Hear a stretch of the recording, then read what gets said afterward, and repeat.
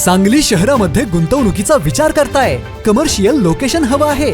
स्वतःलाच व्यवसाय करायचा आहे किंवा नामांकित ब्रँड्ससाठी भाडे तत्वावर द्यायचं आहे? मग डोळे झाकून एकच पर्याय, श्री राजलक्ष्मी मॉल. सांगली जिल्ह्यातील नामांकित, अनुभवी व सुप्रसिद्ध श्री राजलक्ष्मी ग्रुप यांचे श्री राजलक्ष्मी मॉल.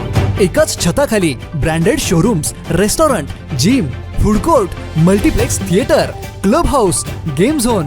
नुसता मॉलच नाही तर लवकरच सांगलीमधील multi branded entertainment centre. Shri Rajlakshmi mall मध्ये आपली गुंतवणूक करा आणि मिळवा प्रचंड परतावा आणि प्रचंड फायदा. श्री राजलक्ष्मी ग्रुप आता पुण्यामध्ये देखील. अनेक गुंतवणुकींचे पर्याय उपलब्ध. भैयांना विनंती आहे, कृपया आपण आपल्या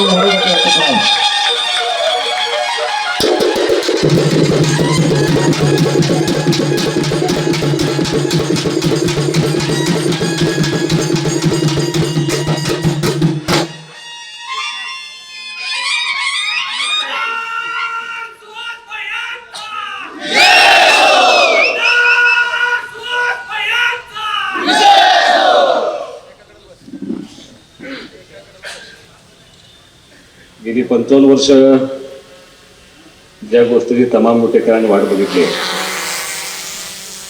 त्या ऐतिहासिक क्षणाचे साक्षीदार होण्यासाठी आपण सगळे या व्यासपीठावर एकत्र आलोय. 2025च्या नगर परिषदेच्या झालेल्या सार्वत्रिक निवडणुकीच्या निकालानंतर गेले अनेक दिवस आपण ज्या गोष्टीची आतुरतेने वाट बघतोय, त्या आपल्या नवनिर्वाचित नगराध्यक्षा सौ काजल काकी संजय मेत्रे यांच्या पदभार स्वीकारण्याचा कार्यक्रम आणि सर्व नगरसेवकांचा पदभार स्वीकारण्याचा कार्यक्रम आज या ठिकाणी पार पडतोय. कार्यक्रमासाठी या ठिकाणी उपस्थित नगराध्यक्षा तमाम लोटेकरांनी ज्या नगरसेवकांना निवडून दिले ते सगळे 22 नगरसेवक, शिवसेना पक्षाचे जिल्हा प्रमुख आदरणीय संजय बापू विभूते, ज्येष्ठ मार्गदर्शक आदरणीय पंत काका, ज्येष्ठ नेते आदरणीय मुळीक बापू, ज्येष्ठ नेते आणि आमचे मार्गदर्शक आदरणीय बाबा बर्वे साहेब, माननीय नेते आदरणीय सुशांतभाऊ देवकर, ज्येष्ठ नेते आदरणीय विलास बापू कदम, आदरणीय रमेश आप्पा शितोळे, आदरणीय बाळू बापू कदम, आदरणीय तात्या कोरे, आदरणीय उत्तम बापू चोते, आदरणीय शरदभाई शहा, आदरणीय मोहनराव दादा कदम. आता नावं कुणाची घ्यायची हा प्रश्न पडेल, कारण समोर बसलेल्या प्रत्येक व्यक्तीचं नाव घेतलं पाहिजे अशी सगळी मंडळी या कार्यक्रमासाठी उपस्थित आहेत. एका गोष्टीचं बापू म्हणजे यापूर्वी सुहास बाबांना अनेक मनोगतं, अनेक भाषणं केलेले आहेत. म्हणजे अगदी 50,000च्या समोर सुद्धा भाषण करताना मला कधी भीती वाटली नाही. पण आज मात्र पंत काका हे भाषण या ठिकाणी व्यक्त करत असताना माझ्या मनामध्ये एक मनात कुठं ना कुठं तरी एक मनात बापू भीती 100% वाटते. कारण कधी अपेक्षित नव्हतं एवढं प्रचंड मोठं यश या अनिल भाऊंच्या पश्चात अनिल भाऊंना पार्टीने मिळवले आणि या तमाम मोठेकरांनी खूप मोठा आशीर्वाद, खूप मोठे प्रेम आणि प्रचंड मोठा विश्वास सगळ्या या पार्टीवरती ठेवलं म्हटलं तरी याचं काही वावगं होणार नाही. मला असं वाटतं ईश्वराच्या दारात प्रत्येक गोष्ट प्रायोजित केलेली असते, फक्त आपण त्या गोष्टीचं कुठं ना कुठं तरी निमित्त मात्र असतो. आज व्यासपीठावरती बसलेली सगळी मंडळी ज्या विजयी रथाचे सगळे विजयी रथावरती ज्या आरूढ तुम्ही झालाय, खऱ्या अर्थानं जे लोकांचे आभार मानले पाहिजेत.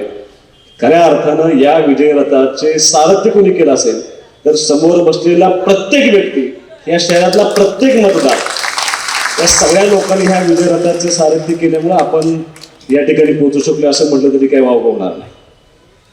म्हणजे निवडणुकीच्या निमित्तानं अनेक प्रकारची भाषणं झाली असतील, त्या प्रकारची भाषणं आणि आत्ताचं मनोगत याच्यामध्ये त्या भावना खूप वेगळ्या आहेत. त्याच्या पाठीमागच्या आजपर्यंतच्या 50-55 वर्षामध्ये जे अनेक लोकांचा त्याग आहे, जे अनेक लोकांचं समर्पण आहे, त्या अनेक लोकांच्या कुटुंबाच्या भावना त्याच्या पाठीमागे आहेत. जी अनेक लोक ह्या शहरामध्ये गेली 55 वर्ष पिचून राहिली होती. ज्या 55 वर्षामध्ये ह्या शहरातल्या अनेक लोकांच्यावरती अन्याय झाला होता, त्या सगळ्या लोकांच्या भावना या मतपेटीच्या माध्यमातून तुमच्यापर्यंत आल्या आणि तुम्ही या विजयामध्ये त्या ठिकाणी यशस्वी झाला. तुम्ही त्या विजयाचं तुम्ही आज त्या रथावरती आणून झाला असं म्हटलं तरी वावगं होणार नाही. जगात कुठलीही इमारत एका दिवसात तयार होत नसते. ती इमारत तयार होत असताना त्या इमारतीचा नकाशा बनावा लागतो, त्या इमारतीचा पाया खांदावा लागतो, त्या इमारती उभा करत असताना प्रत्येक बीट ही काळजीपूर्वक उभा करायला लागली असते. आज तुम्ही ज्या यशाच्या शिखरावरती बसला आहात, तुम्ही ज्या यशाच्या इमारतीवर आज आरूढ झाला आहात, त्या इमारतीचा पाया भरण्याची जबाबदारी 55 वर्षांमध्ये अनेक लोकांनी केली. अनेक लोकांचा त्याग त्या ठिकाणी आहे. अनेक लोकांनी ह्या शहरामध्ये संघर्ष केलाय. अनेक लोकांनी प्रसंगी अपमान पचवलाय. अनेक लोकांनी पराजय पचवलाय. आणि ते सगळ्याचं फलित काय असेल तर 55 वर्षानंतर आज त्या सगळ्याचं फलित तुम्हाला आपल्याला यशाच्या रूपाने दिसते. खरे आभार कुणाचे मानले पाहिजे तर खरे आभार मानले पाहिजे ते त्या लोकांचे मानले पाहिजे. म्हणजे आज काही लोक माझ्या नजरेसमोर आहेत. 55 वर्षाचा इतिहास माझ्या लेखी अजिबात नाही. पण मी जेव्हापासून राजकारणात आलोय, जेव्हापासून मला कळते, तेव्हापासून अनेक लोक मी जे बघितले त्या लोकांचं इथं नामोल्लेख करणं अत्यंत महत्वाचं. म्हणजे तुम्हाला फेटे बांधत असताना आज कदम वकील साहेब दादा त्या ठिकाणी आले आणि मला त्या गोष्टीची जाणीव झाली. आज तुम्हाला आम्ही विजयाचा फेटा बांधतोय, पण एक काळ असा होता की समोर पराभव दिसत असताना बलाढ्य शक्तींच्या विरोधात लढण्याचं काम त्या मंडळीने त्यावेळेला केलं होतं. लक्षात, त्याचं योगदान तुम्हाला टाळता येणार. तुम्हाला सांगायचं कारणच आहे, अनेक लोकांचा त्याग आहे. मी त्या कुटुंबांची आता परत परत नावं घेणार नाही. मी माझ्या निवडणुकीच्या निमित्तानं सगळ्या लोकांची त्या कुटुंबांची नावं घेतली. ज्या कुटुंबांनी हे शहर मोठं करण्यामध्ये, ज्या कुटुंबांनी ह्या शहराचा विकास करण्यामध्ये, या शहराचा भौतिक विकास करण्यामध्ये, सर्वांगीण विकास करण्यामध्ये ज्या ज्या कुटुंबांनी योगदान दिले त्या सगळ्या कुटुंबांची मी नावं घेतली. कदाचित त्या लोकांनी मी बघितलेलं नाही. त्यातल्या अनेक लोकांना मी अक्षरशः त्या कुटुंबाची वाताहत झालेली मी अनेक लोकांनी बघितलेली. काही लोकांचे अगदी खुनापर्यंत काही घटना गेल्या आणि इतका प्रचंड त्याग. त्या त्यागानंतर आपण आज या नगरपालिकेमध्ये प्रवेश करताना माझ्या मनामध्ये अनेक शंका कुशंका अनेक मनामध्ये भीती होती. आणि त्या सगळ्याचं एक पाठीमागं काय होतं, एक दुःख मात्र माझ्या पाठीमागं आजही आहे. मी विधानसभेच्या निवडणुकीमध्ये त्याचा अनेकदा उल्लेख केला होता, पण मी नगरपालिकेच्या निवडणुकीमध्ये ह्या गोष्टीचा अजिबात उल्लेख केला नव्हता. ती गोष्ट अशी होती की माझे वडील आणि माझी आई फक्त आज बघायला नाहीत, ते बघायला असायला हवे होते, एवढंच फक्त आज माझी इच्छा आहे. विधानसभेच्या यशापेक्षा माझ्या दृष्टीनं सगळ्यात मोठं यश कुठलं असेल तर या नगरपालिकेच्या 55 वर्षाची सत्ता उलटून टाकण्यामध्ये जे यश मिळाले याच्यासारखा आनंद दुसरा कुठला. मग कुणी कुणी योगदान दिले असे अनेक लोक आहेत. मी त्या लोकांचा आज उल्लेख करणार नाही, पण जे इथं उपस्थित आहे त्या सगळ्या लोकांचा मला उल्लेख करावा लागेल. कदाचित काही लोकांच्या नावावर राहतील, काही लोकांचं मुद्दाम तुम्हाला सांगतो. म्हणजे मी तुमच्या निवडणुकीच्या विजयी सभेमध्ये सुद्धा त्या लोकांच्या नावांचा उल्लेख केला होता. 26 उमेदवार उभा होते नगरसेवक पदासाठी, तुम्ही 22 जण निवडून आला. ज्या 4 लोकांचा पराभव झाला त्या लोकांनी त्यांनी दिलेली त्या निवडणुकीमध्ये टक्कर, त्यांनी दिलेली फाईट आणि त्यांनी दिलेल्या निवडणुकीमध्ये जे झुंजवले त्यांनी झुंजवल्यामुळे तुम्हाला हे मोठं यश मिळालं. त्या 4 लोकांना कधी विसरून चालणार नाही. आमच्या साबळेदाई असतील, अमर असेल, अमरला तर काही जाणीवली नसताना अगदी 9 दिवस राहिले असताना मी त्याला सांगितलं की तुला प्रभाग क्रमांक 11 मध्ये बोलायचं. त्याने एका शब्दामध्ये त्याला सांगितलं नाही की बाबा माझी अडचण आहे, मला तुम्ही माझी बायको इकडे उपाय मला डबल उमेदवार देताय. एक पार्टीसाठी जो निर्णय घेतला तो अमरने मान्य केला. प्रभाग क्रमांक 7 मध्ये माझ्या उज्ज्वला काकी लढल्या, 7 मतावर फक्त आणून ठेवले. सगळ्यात मोठा विजय कुठं असेल तर प्रभाग क्रमांक 7 मध्ये जे यश मिळालं त्या उज्ज्वला काकींना आपल्याला विसरून चालणार. प्रणव हरगुडे प्रभाग क्रमांक 12 मध्ये त्याला मला पहिल्या दिवशी विचारलं होतं काय जातीचं समीकरण होईल का. मी मला असं होणार नाही, पण दुर्दैवानं झालं. तर प्रणवचा पराभव होणं त्यावेळेला शक्य नव्हतं, पण तो लढला, त्याने सगळी ताकद पण लावली म्हणून आपल्या सर्वांना यश मिळालं. त्या दोन्ही त्या बरोबर शिस्ततेने त्या निवडून आणण्यामध्ये त्या दोघांचं खूप मोठं योगदान त्या ठिकाणी. म्हणजे पहिल्यांदा कुणाला विसरलं नाही पाहिजे तर ह्या 4 लोकांना तुम्हाला अजिबात विसरता कामा नाही, कारण तुमच्या यशामध्ये त्यांचा खूप मोठा वाटा आहे. मी मगाशी मोहनदादांचं नाव त्या ठिकाणी घेतलं. तुम्ही आज यश बघताय, पण विधानसभेच्या निवडणुकीला पराभव झाल्यानंतर ज्या वेळेला नगरपालिकेची निवडणूक झाली होती 2012 साली, समोर सगळं दिसत होतं, काही टिकावं लागणार नाही अशी अवस्था होती. पण त्यावेळेला सुद्धा दादा लढणार आहे एवढ्या एका ह्याच्यावरती त्यावेळेला आमची सविताजी लढली, आमचा राजूभाई जाधव लढला, आमचा समीर कदम लढला, आमचा अमोल मंडले लढला. ही सगळी मंडळी यांचं योगदान आज तिने एका शब्दानं मला उमेदवारी मागितली नाही, तिने सांगितलं तुम्ही जो निर्णय घ्याल तो आम्हाला मान्य आहे. काही उमेदवार थांबले, बॉबी आमचा अविनाश थांबला, शरद गायकवाड आमचा थांबला. अशी अनेक मंडळी आहेत की ज्यांनी ह्या पार्टीसाठी प्रसंगी आपल्या सगळ्या, कारण आता ह्या वेळेला विजय दिसत होता, विजय दिसत असताना सुद्धा ह्या मंडळींनी प्रसंगी माघार घेतली. आणि या सगळ्या मंडळींचं योगदान तुम्हाला, अतुल कदम आमचा थांबला, या सगळ्या मंडळींचं योगदान तुम्हाला विसरता येणार नाही. विधानसभेच्या निवडणुकीला 1 वर्ष होऊन गेलाय. त्या विधानसभेच्या निवडणुकीला अनिल भाऊंच्या पश्चात, एखाद्या नेतृत्वाच्या पश्चात माझ्यावरती विश्वास ठेवून ह्या शहरातल्या अनेक लोकांनी आपल्याला मदत करण्याची भूमिका घेतली. विलास बापूंसारखा माणूस, जो माणूस ती पार्टी उभा करण्यामध्ये 40-50 वर्ष ज्या माणसाने खर्च केली, त्या माणसाने कसल्याही अपेक्षेशिवाय सुहास बाबरवरती त्याच्या पार्टीवरती विश्वास ठेवून तिने आपल्याला पाठिंबा दिला. त्यांचं आपण योगदान कधी विसरता कामा नये. मग विशाल दाळवेकर आले असतील, अनेक लोक, आता त्याला महेशदाजी, बालचंद्रभाई, तुमचे काही नावं घ्या मला, तुम्ही माझी लहानपणापासून मित्र. बालचंद्रभाई फक्त शरीरावरच तिकडं होत, कुठे गेला, त्यामुळे बाकी कुणांची नावं घेणार नाही. पण अशा अनेक लोकांचं योगदान हे आपल्याला नगरपालिकेच्या पदभार स्वीकारताना आपल्याला प्रत्येक गोष्टीची जाणीव असली पाहिजे. त्याला कारण आहे, ज्या वेळेला नगरपालिकेच्या निवडणुकीचा निकाल लागत होता, प्रत्येक फेरी ज्या वेळेला चालू होती, तुम्हाला कदाचित माहित नसेल पण मी मारुतीरायाच्या मंदिरात बसतो होतो निकाल ऐकायला. आणि काही, आता आज मोबाईल नव्हते, विधानसभेच्या निवडणुकीला निकालाबाबतीत एवढी सुद्धा शंका नव्हती, त्यामुळे मनात अजिबात भीती नव्हती. पण ह्या निवडणुकीला इतकं प्रचंड प्रेशर होतं बापू. आणि जशी जशी पहिली फेरी झाली, मला पहिल्या फेरीला फोन आला की 732 मतं मिळाले, सगळे नगरसेवक पुढे. ज्या वेळेला एक एक फेऱ्या होत होत्या, अपेक्षित नसताना प्रभाग क्रमांक 3चा निकाल पाहायला लागला. सगळी म्हणायची बाकी सगळं जमल पण 3चं काय जमत नाही. म्हणलं 3चं जर जमलं तर सुपडा सापडा लागला. आणि पहिला निकाल कुठला लागला तर प्रभाग क्रमांक 3चा निकाल लागला. पंत काका, मी विजयी सभेमध्ये नाथबाबाच्या मंदिरामध्ये छोटेखानी भाषण केलं होतं.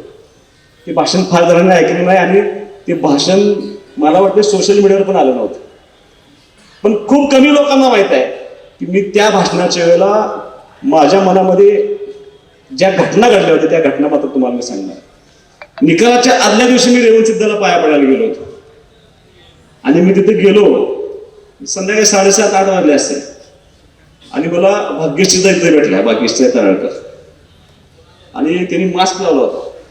मी त्यांना म्हणत आहे नमस्कार, त्यांना असं विशेष वाटलं की मी त्यांना ओळखलं. मी आज जाताना त्या मंदिरासमोर गेले आणि नतमस्तक होऊन पाया पडले. तोपर्यंत मनामध्ये मला भीती नव्हती, पण त्यात पाया पडल्या आणि त्या निघून गेल्या. मला मात्र रेवणसिद्धीच्या पुढं मी थोडासा हतबल झालो. म्हणून मी अनेक निवडणुका यश अपयश बघितले. स्वतःचं अपयश आलं तरी अंगावरती तर त्याचं वाईट वाटत नाही, ते आपल्याला सोसायचं असतं. पण नगरपालिकेच्या निवडणुकीमध्ये गेल्या 3 निवडणुकीमध्ये अशी अनेक कुटुंब आहेत की ज्या कुटुंबातल्या महिला आमच्या फक्त सांगण्यावरती ही पार्टी टिकली पाहिजे या हेतून पराभव माहीत असताना सुद्धा त्या महिला त्या ठिकाणी उभं राहिल्या होत्या. आमच्या राम अण्णांच्या मंडळी तर म्हणजे आता मला असं वाटायचं की आता काय होतंय पंत काका, म्हणजे मला पुरुषांचं टेन्शन नाही. मी नगरपालिकेच्या निवडणुकीच्या प्रचाराच्या निमित्तानं पण सांगत होतो की मला पुरुषांची काळजी नाही, मला महिलांची काळजी नाही. मी नाथबाबाला एवढंच सांगितलं, बाबा मला आता माझे वडील असते तर कदाचित एखादं ओझं पेलणं माझ्यासाठी सोपं झालं असतं, पण माझ्या वडिलांच्या पश्चात तुला एवढंच मागणं आहे की आता हा वाईटपणा काय माझ्या खांद्यावरती देऊ नको. ही अनेक कुटुंब आपण पणाला लावून ही सगळी उभा केलीत, ह्या लोकांना यश दे, कारण हे पेरण्यासारखं मला नाही, आयुष्यभराचा पट्टा मला काही लावून घ्यायचं नाही. इतक्या म्हणजे रामानांची मला कितवी निवडणूक आहे तुमची? हा, चौथी, तिसरी चौथी निवडणूक. म्हणजे मला इतकं प्रेशर असायचं. आम्ही गमतीने म्हणायचो, रामांना मला सांगायचे की कुठल्याही निवडणुका आल्या एक विशिष्ट प्रकारचे प्रयोग व्हायचे आमच्यावरती. त्याच्यावर बापू कोण भाषणात बोलत नाही. मग ते आमच्या घरापुढे आणून काहीतरी टाकायचं, उमेदवाराच्या पुढे आणून काहीतरी टाकायचं. मग पूर्वी एक देवस्थान होतं बापू, तिथं काय करायचे, ते झाडात खेळायला लावून ठेवायचं, फोटो लावायचा आणि त्याच्या खेळायला लावून ठेवायचं. कोणतरी गेलो होतं मागच्या निवडणुकीच्या वेळेला आणि तिथनं मला फोन आला. आला म्हणलं पहिला खेळ राम आणण्याचं डोक्यात आहे म्हणलं.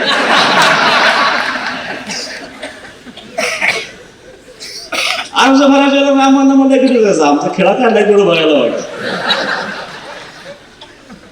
अशा अनेक गोष्टी होत्या की ह्या उभा करत असताना पंत काका निवडणुकीला सामोरं जात असताना, अर्ज भरत असताना ह्या लोकांना आत्मविश्वास निर्माण करणं, ह्या विटे शहरामध्ये तो आत्मविश्वास तयार करणं आणि ह्या लोकांना परिवर्तनापर्यंत पोहोचवणं ही खूप मोठी जबाबदारी होती. आणि या सगळ्यांचं ओझं खांद्यावरती घेऊन तुम्हाला जसं वाटतं की कमी वयामध्ये ह्या सगळ्यांना मी सामोरं जाण्याचा प्रयत्न केला, पण मला ह्या विटेकरांच्या जनतेचं, ह्या विट्यातल्या तमाम मतदारांचं मनापासून आभार मानायचं आहे की तुम्ही खूप मोठी ताकद या सुहास बाबरला कमी वयामध्ये त्याच्या पाठीमागे उभा करण्याचा प्रयत्न तुम्ही केला.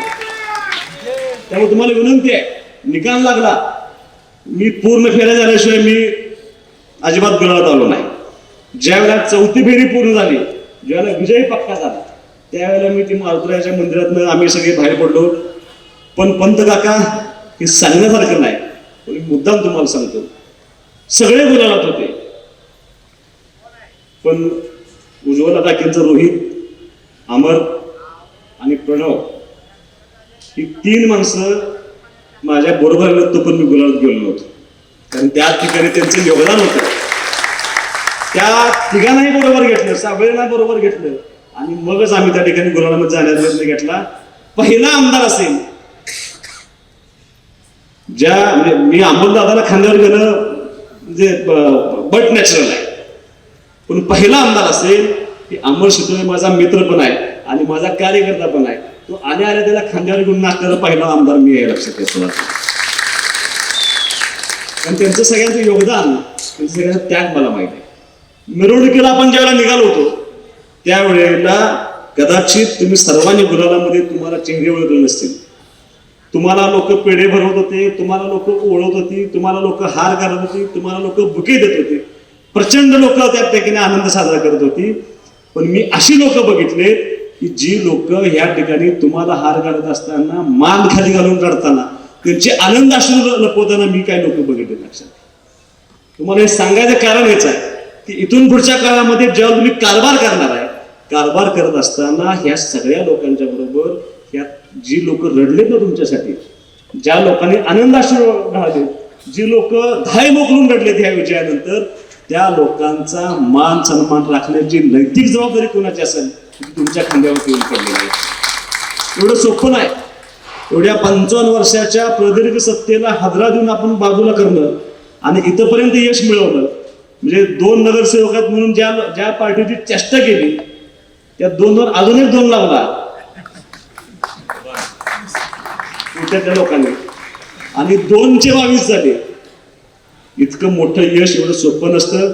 त्या यशामध्ये अनेक लोकांचा त्याग आहे. तुम्हाला माझी विनंती आहे, कदाचित तुम्ही बघितलं नसेल, अनेक लोक काजल काकींना कोण वहिनी म्हणतं, कोण ताई म्हणतं, मी एकटाच काजल काकी म्हणतो.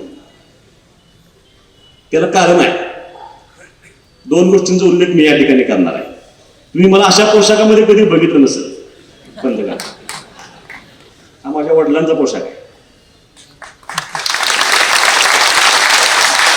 या प्रसंगी तरी आपला वडील त्यानिमित्तानं कुठंतरी असावा ह्या हेतून मी असले कपडे घातले. आणि दुसरं, तुम्ही माझ्या आईचा चेहरा बघा आणि तुम्ही काजल काकींचा चेहरा बघा.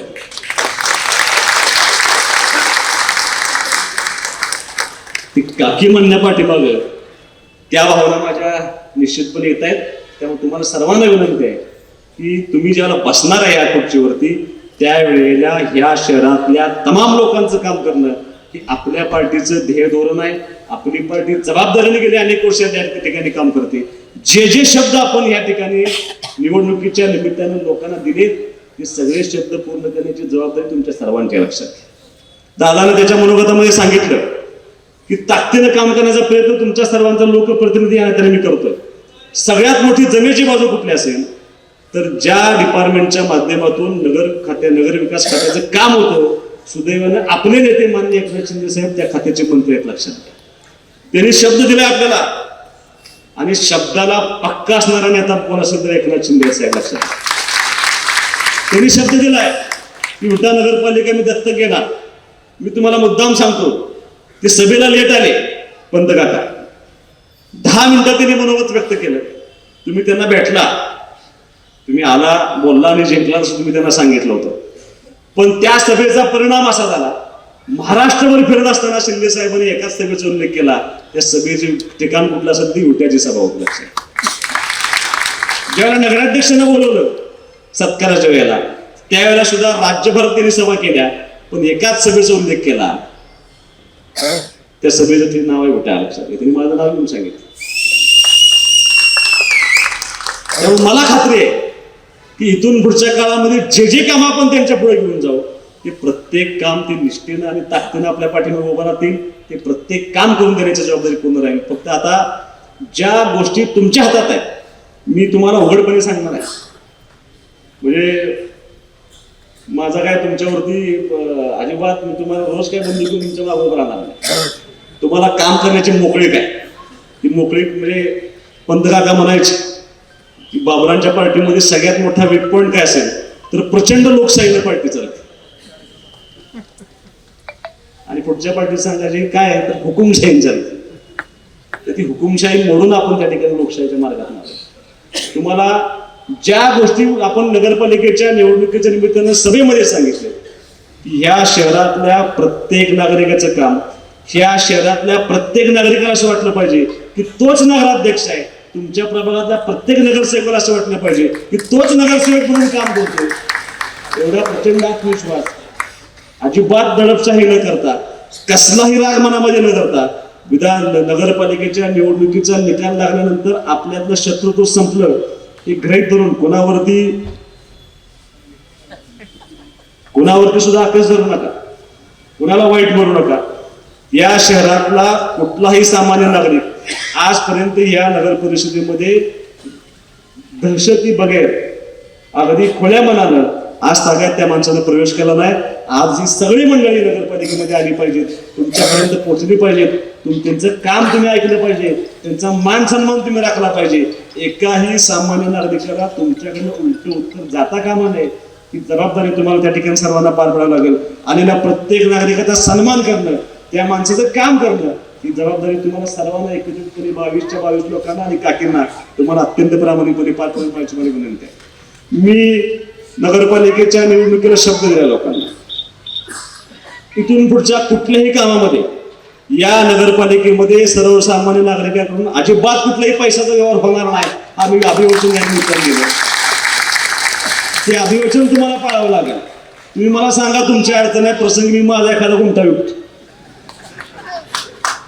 बरं आमच्या गुंठ्याला रेट नाही कारण आमचं गाडीत आहे त्यात नाही. त्यामुळं त्या अजिबात अपेक्षा तुम्हाला या नगरपालिकेच्या तुमच्या 5 वर्षाच्या कार्यकाळामध्ये करायच्या नाहीत. निदर्शनास आलं तर जो शब्द मी दिला होता तो शब्द मी आजही पूर्ण करणार हा माझा परत येते तुम्हाला सर्वांना शब्द आहे. मी पंचायत समितीमध्ये काम करत असताना एक माझं भावनिक नातं होतं. कदाचित माझं अख्खं लहानपण पंचायत समितीच्या क्वार्टरमध्ये गेल्यामुळे एक भावनिक नातं होतं. मी पंचायत समितीला निवडून आलो त्यावेळेला पंचायत समितीला मी मातृस्थानी मानलं होतं. मी पंचायत समिती माझ्या माते समान मानत होतो. ती जिल्हा परिषद मी माते समान मानत होतो. पंचायत समितीला जिल्ह्यात सगळ्यात जास्त मतांनी निवडून आलो होतो. जिल्हा परिषदला जिल्ह्यात सगळ्यात जास्त मतांनी निवडून आलो होतो. त्या दोन्ही ठिकाणी अत्यंत प्रामाणिकपणे काम केल्यामुळं विधानसभेला सुद्धा जिल्ह्यात सगळ्यात जास्त मतांनी निवडणार होतो. तुम्हाला माझी विनंती आहे की जोपर्यंत हे भावनिक नातं तुमचं आणि नगरपालिकेचं होत नाही, तुम्हाला सुद्धा नगरपालिका तुमच्या मातृस्थानी मानावं लागेल. इथं प्रत्येक निर्णय, प्रत्येक काम हे समाजहिताचं करण्याची जबाबदारी तुम्हाला घ्यावी लागेल. ते बॉन्डिंग, ते भावनिक नातं तुमचं आणि नगरपालिकेचं व्हावं एवढी अपेक्षा मात्र मी या निमित्तानं 100% करणार आहे. आता मी सगळंच नगरसेवकांना नगराचं सांगणार असं नाही. आता पंतकाका सगळ्या नगराध्यक्षांच्या सत्कारच्या कार्यक्रमाला आणि पदभाराच्या कार्यक्रमाला शिवून आणि सगळ्यांना बोलवता, आम्ही काही बोलवलं नाही. आम्ही प्रशासकीय लोकांचा मान सन्मान राखणं हे सुद्धा आपलं काम आहे. ते राखावं अशी माझी अपेक्षा आहे. कारण मी आमदार असून सुद्धा आज तागात कुठल्याही अधिकाऱ्याचा त्या ठिकाणी अपमान व्हावा अशी भूमिका मी कधी घेतली नाही. पण त्यांच्यावरती आपला वचक सुद्धा असावा, त्यांच्यावरती आपला जरब सुद्धा असावा, ही भूमिका तुम्हाला सर्वांना ताकदीने घ्यावी लागेल. कारण तुम्ही अधिकाऱ्यांसाठी नाही, तुम्ही ह्या शहरातल्या सर्वसामान्य माणसांसाठी आहात. ती भूमिका तुम्हाला घ्यावं लागेल, मी तुम्हाला मुद्दाम सांगणार आहे. आता काही केडरचे लोक आहेत, काही बिना केडरचे लोक आहेत. आता जुन्या सवयी सगळ्यांनी सोडल्या पाहिजेत. आता माईक मला असं वाटतं एक ना एक केबिनपर्यंत आवाज जात असेल माझा. सगळ्या अधिकाऱ्यांना माझी विनंती आहे, जे केडरवरचे असतील, जे कॉन्ट्रॅक्ट बेसिसवरचे असतील, तुमच्या बाबतीत तक्रार घेता कामा नये. जेवढा अधिकाऱ्यांच्या बाबतीत चांगला आहे तेवढा अधिकाऱ्यांच्या बाबतीत सगळ्यात वाईट कोण आमदार असेल तर तो सुहास बाबर आहे, लक्षात घ्या. आणि दुसरं काय आहे, मला तुम्ही फसवू शकत नाही. अधिकाऱ्यांना माझी विनंती आहे. दुसरं, तुमच्या चहाच्या सुद्धा निंद्यात नाही मी, तेव्हा तुम्ही मला प्रेशर करू शकत नाही. मी तुमचा कार्यक्रमच करणार. काही ज्या जुन्या सवयी इथल्या होत्या त्या इथल्या सवयी तुम्हाला कदाचित पचायला जड जाईल. हळूहळू नाही, आजच मोडायच्या, आजच.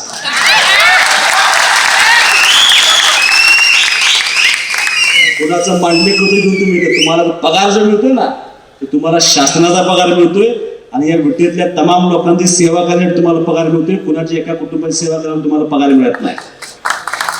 तुम्ही सेवा करायची आहे, तुम्ही तुमचं कर्तव्य करायचं आहे, ते या विटे शहरातल्या सामान्य नागरिकांसाठी कर्तव्य करायचं, ह्याचं बाण ठेवून काम करायचं. कारण प्रचाराला जात असताना अनेक लोकांनी सांगितलंय घरकुलातले पैसे घेतल्यावर सुद्धा महाभाग आहेत काय तर या ठिकाणी नगरपालिकेत. इथंपर्यंत ठीक होतं, शौचालयाचे पैसे पण घेतले. आता ह्याच्यापेक्षा खाली उतरू नका आणि ते चालणार नाही. इथून पुढं एक जरी तक्रार आली तर त्या तक्रारीचा उहापोह केला जाईल आणि संबंधित कर्मचाऱ्याला, संबंधित अधिकाऱ्याला त्याची शिक्षा मिळेल. ती शिक्षा मिळू नये, तुमचं काम आहे त्या ठिकाणी काम करणं. आणि जर आत्ताच प्रेशर वाटत असेल तर मला सांगा, 16 तारखेला आचारसंहिता संपली महापालिकेची, की तुमच्या इच्छेनुसार, सोयीनुसार तुम्हाला त्या ठिकाणी पोच केलं जाईल. म्हणजे मी फक्त निवडून आलेल्या नगरसेवकांना बोलणार आणि तुम्ही ऐकून घ्यायचं चालणार नाही तुम्हाला. कारण प्रशासन आणि पदाधिकारी ही रथाची 2 चाकं असतात. एका चाकानं खचून जाऊन चालत नाही, चुकीचं वागून चालत नाही. दोघांनी त्या ठिकाणी समान काम करावं लागतं. ही जबाबदारी तुमच्या सर्वांची तुम्ही घ्यावी अशी अपेक्षा मी या ठिकाणी पूर्ण करणार आहे.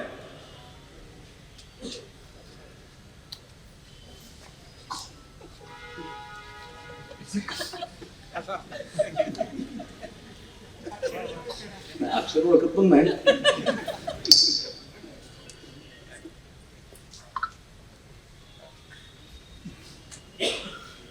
खरं बोलायला नाही पाहिजे, पण आमच्या तरुण मुलांची फार इच्छा आहे. ह्या नगरपालिकेच्या प्रणागामध्ये पहिली सभा अशी होती की ज्या सभेला विद्यार्थ्या एकही गाडा बंद.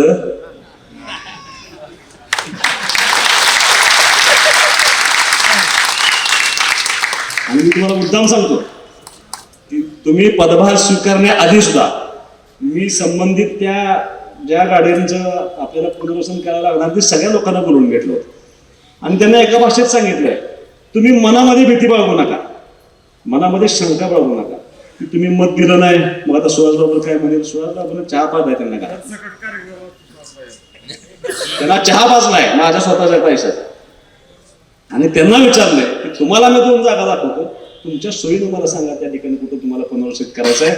म्हणजे हे सांगण्याचा उद्देश एवढाच आहे की समोर बसलेल्या सगळ्या लोकांनी तुम्ही कुणाच्या बाबतीत चुकीचं अजिबात न वागता शांतपणे प्रामाणिकपणे काम करा. जबाबदारी तुमची 5 वर्ष तुम्हाला त्या ठिकाणी काम करायचं आहे.